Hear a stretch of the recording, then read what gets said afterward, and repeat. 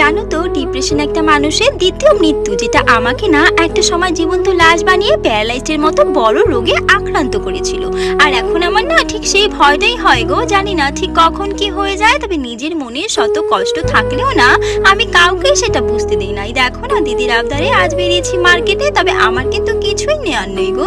তবে ওই যে দিদি তো নেবে, আর তার ইচ্ছে এবারে পুজোর শাড়ি যেন আমি তাকে পছন্দ করে দিই। তবে এই নতুন শাড়িগুলো দেখেই না পুরনো অনেক কিছুই মনে পড়ে যায় গো। নতুন বউ হয়েও ভালো শাড়ি থাকতেও যখন আয়রনে ভরা পুরনো ছেঁড়া শাড়িগুলো পরতে হয়েছে। কেন জানো? কারণ বিয়েতে পাওয়া সমস্ত উপহারই তো আমার শাশুড়ি তার কাছে বাক্সবন্দি করে তালা মেরে রাখতো।